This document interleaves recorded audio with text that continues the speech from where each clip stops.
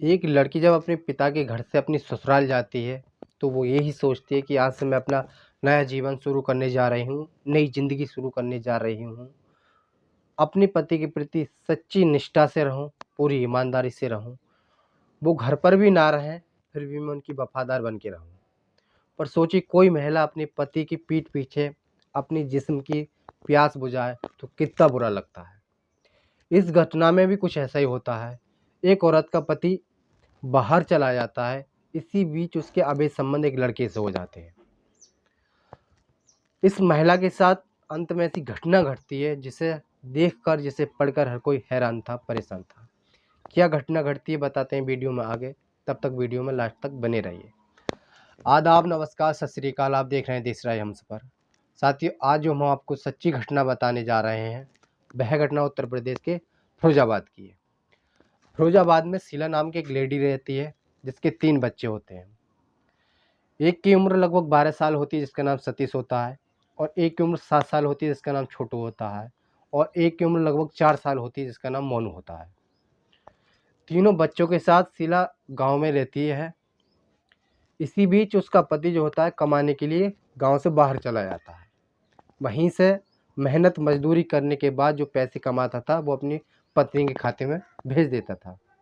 शीला का इसी तरह जीवन यापन चलता रहता है। शीला एक दिन शीला अपने बच्चों से ये कहकर घर से जाती है कि मैं 2 घंटे में दवाई लेकर लौट आऊँगी। बच्चे अपनी माँ की राह देखते हैं, पर शीला 2 घंटे होने के बाद भी लौट कर नहीं आती है।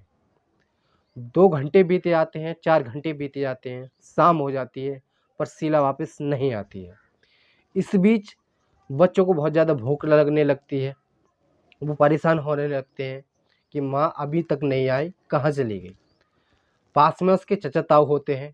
चचा ताऊ के पास नहीं जाता है क्योंकि चचा ताऊ से प्रॉपर्टी लेकर उसकी माँ का झगड़ा हो गया था, इसलिए अपने चचा ताऊ को कोई बात नहीं बताता है। उसको उसके दिमाग में एक आइडिया सूझता है और तुरंत वो अपने मामा को फ़ोन करता है। मामा का नाम श्रीनिवास होता है। उसके गांव से 10 किलोमीटर की दूरी पर उसका गांव होता है। मामा को फ़ोन लगाता है और पूरी घटनाक्रम को पूरी बात बताता है। कहता कि माँ सुबह दवाई लेने गई थी और अभी तक वापस नहीं आई।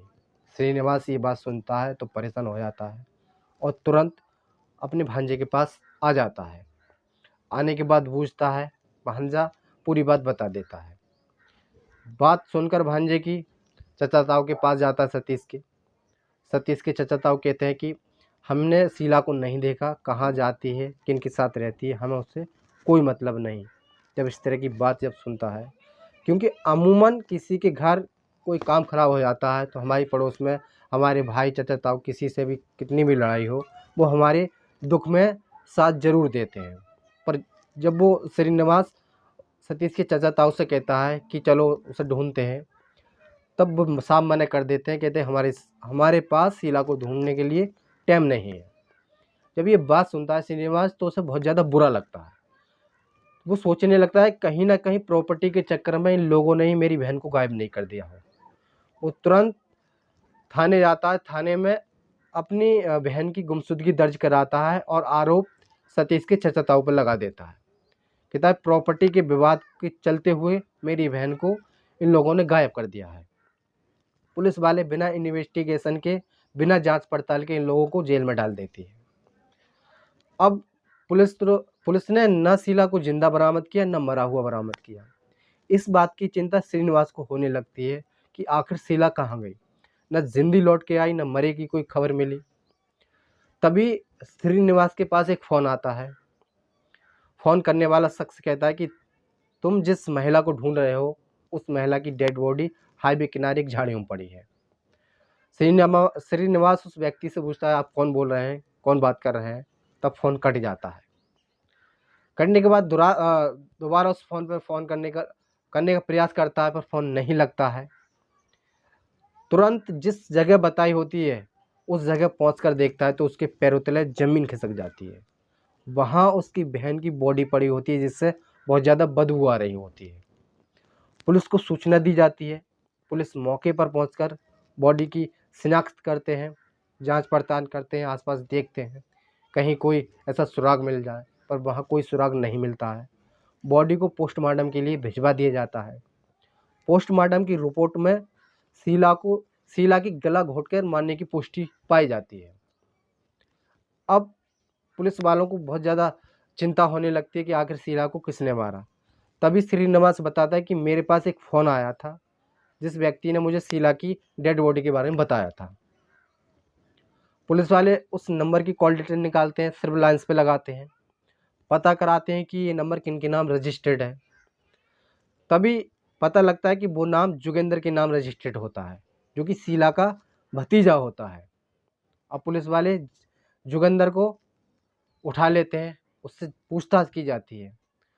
उससे पूछा जाता है कि तुमने शीला को क्यों मारा। तो शुरुआत में कुछ ऐसे शब्द बताता है जिससे कि पुलिस गुमराह हो, पर अंत में पुलिस वाले सख्ती से जब पूछताछ करते हैं तो वो अपना गुनाह कबूल कर लेता है और कहता है कि शीला को मैंने ही मारा था। पूछते हैं शीला को तुमने क्यों मारा, तो बताता है कि जोगेंद्र के शीला से अवैध संबंध थे। जब उसके चाचा कमाने के लिए शहर चले गए तब उसके संबंध शीला से हो जाते हैं, और जब कभी भी इन्हें टाइम मिलता था ये दोनों लोग शारीरिक संबंध बनाते थे। काफ़ी समय हो जाता है शारीरिक संबंध बनाते बनाते, साथ ये एक दूसरे के टच में लगभग 4-5 साल से लगातार रह रहे होते हैं। इसी बीच ये शारीरिक संबंध भी बनाते हैं। इसी बीच जोगेंद्र की शादी तय हो जाती है। शादी तय तो हो जाती है, शादी भी हो जाती है उसकी। शादी होने के बाद अब वो अपनी चाची के संपर्क में आता है तो चाची उसे नकार देती हैं, उसे ज़्यादा मुँह नहीं लगाती हैं। इस बात का बहुत ज़्यादा उसे बुरा लगता है, इस बात का बहुत ज़्यादा उसे बुरा लगता है, और मन ही मन में वो सोचने लगता है कि मैं अपनी चाची से किसी न किसी तरह से बदला लेकर रहूँगा। इसी बीच उसकी चाची के संबंध गाँव में रहने वाले विजय सिंह से हो जाते हैं। अब उसे ये बात भी बहुत ज़्यादा बुरी लगती है। तभी वो एक प्लानिंग बनाता है। वो देखता है उसकी चाची घर से बाहर दवाई लेने के लिए जा रही हैं। तभी रास्ते में उसे रोक लेता है और कहता है कि चाची आप कहाँ जा रही हो? तो बताती है कि मैं डॉक्टर के पास दवाई लेने जा रहा हूँ, दवाई लेने जा रही हूँ। इसी बीच जोगेंद्र कहता है कि मैं भी डॉक्टर के पास जा रहा हूँ, क्यों ना तुम मेरे साथ बैठकर चलो। शीला बैठ जाती है और बैठने के बाद दोनों लोग दवाई की दुकान पर चले आते हैं। दवाई लाते वक्त रास्ते में एक चाय की टपरी पर रुकते हैं, चाय पीते हैं। इसी बीच जोगेंद्र अपनी चाची के चाय में नशीला पदार्थ मिला देता है। नशीला पदार्थ मिलाने के बाद अपने दोस्त को भी बुला लेता है। दोनों लोग सुनसान जगह पर अपनी चाची को ले जाते हैं। पहले वो लोग उसके साथ रेप करते हैं, बलात्कार करते हैं। उसके बाद उसकी गला दबाकर हत्या कर देते हैं और बॉडी को झाड़ियों में फेंककर फरार हो जाते हैं। साथियों, बुरे काम का बुरा अंजाम होता है, बुरा नतीजा होता है। कभी भी कोई काम करें तो सोच समझ के करें। ये देख लें कि इससे हमारे परिवार तो ना जुड़ेगा, हमारी बसी बसाई ज़िंदगी तो ख़राब नहीं होगी। साथियों, कहानी को सुनाने का मतलब किसी को परेशान करना नहीं है, किसी का दिल दुखाना नहीं है। कहानी को सुनाने का मतलब आपको सजग करना है, आपको जागरूक करना है। आप कहीं भी रहें, सुरक्षित रहें, सावधान रहें, अपने और अपने परिवार वालों का ध्यान रखें और देखते रहें देश राज हमसफ़र। सबक एक को, सीख हम सबको। जय हिंद, जय भारत।